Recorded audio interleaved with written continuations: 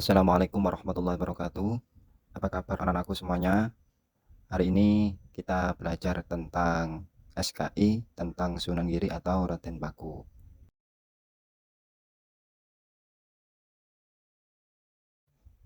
Sebelum belajar, mari kita awali dengan membaca basmalah. Bismillahirrahmanirrahim. Nah, sekarang yang pertama adalah tentang biografi Sunan Giri. Sunan Giri adalah nama aslinya adalah Raden Paku, lahir tahun 1442 Masehi. Ayahnya bernama Syekh Maulana Ishaq, putra Syekh Jumatil Kubro.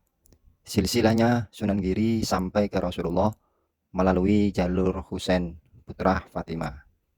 Sedangkan ibunya bernama Dewi Sekardado, anak Raja Belambangan, Bre Wirabumi, putra dari Maharaja Hayam Wuruk. Anak-anak, bagaimana ya masa kecil Sunan Giri itu? Masa kecil Sunan Giri ini diasuh oleh Nyi Ageng Binati, seorang saudagar kaya raya dari Gresik. Ketika berusia 7 tahun, Sunan Giri ini dititipkan ke pesantren Ampel Dinta, belajar berbagai disiplin ilmu agama, yaitu Al-Quran, hadis, fikih, dan tasawuf, di bawah asuhan Sunan Ampel. Karena kecerdasannya menyerap ilmu agama, Raden Paku diberi gelar Raden Ainul Yakin oleh Sunan Ampel. Sunan Giri ini juga mendirikan pesantren Giri Kedaton. Seiring perkembangan Islam, Giri Kedaton tumbuh sebagai kota dan pusat pemerintahan sekaligus pusat penyebaran Islam. Anak-anak, gimana ya makam Sunan Giri itu?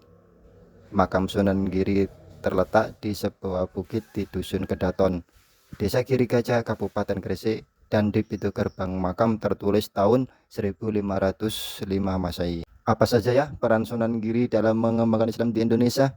Mari kita belajar satu persatu tentang peran Sunan Giri dalam mengembangkan Islam di Indonesia. Yang pertama, Sunan Giri berperan sebagai pemimpin agama dan penguasa di wilayah Giri. Keberadaan bangsa Sri Manganti, Puri Kedaton di situs Giri Kedaton menunjukkan bahwa Raden Paku bukan hanya ulama penyebar Islam, melainkan penguasa politik di wilayahnya. Peran Sunan Giri dalam mengembangkan Islam yang kedua adalah mengambil alih fungsi duku menjadi pesantren. Melalui pendidikan yang diperankan oleh Sunan Giri adalah usaha mengambil alih lembaga pendidikan Syiwa Buddha yang disebut duku menjadi pesantren. Dan peserta didiknya yang belajar di sana disebut dengan santri. Peran Sunan Giri dalam mengembangkan Islam yang nomor 3 adalah mengembangkan pendidikan terbuka bagi masyarakat. Dalam dakwanya, Sunan Giri tidak hanya mengembangkan sistem pesantren, melainkan mengembangkan pendidikan masyarakat secara terbuka dengan menciptakan permainan anak-anak, yaitu jelungan dan jemulan, serta tembang permainan anak-anak yaitu padang bulan, jor, gula ganti, dan jublak-jublak kesuweng. Nomor 4, peranan Sunan Giri dalam mengembangkan Islam adalah memanfaatkan seni pertunjukan sebagai media dakwah. Seni pertunjukan wayang merupakan seni kebudayaan asli Jawa. Sunan Giri ini mengembangkan pertunjukan seni wayang dengan mengembangkan seni wayang ini dengan menyelaraskan isi cerita wayang dengan ajaran tauhid. Setelah tadi kita belajar tentang peran Sunan Giri dalam mengembangkan Islam di Indonesia, sekarang apa saja ya sikap positif dalam pribadi Sunan Giri yang patut kita contoh? Yang pertama, sikap positif Sunan Giri yang patut kita contoh adalah Sunan Giri merupakan santri yang sangat cerdas, tekun, dan ulet dalam menuntut ilmu. Yang kedua, sikap positif dalam diri Sunan Giri yang patut kita contoh adalah Sunan Giri sangat toleran dan bijak dalam berdakwah.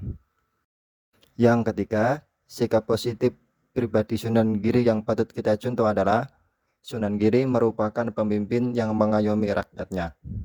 Yang keempat, sikap positif Sunan Giri yang patut kita contoh adalah Sunan Giri merupakan seniman yang kreatif. Anak-anak, tadi kita sudah belajar tentang Sunan Giri. Ini adalah latihan tentang Sunan Giri. Soal nomor 1 sampai 5 dibaca kemudian dikerjakan. Terima kasih, selamat belajar, semoga bermanfaat. Saya akhiri, assalamualaikum warahmatullahi wabarakatuh.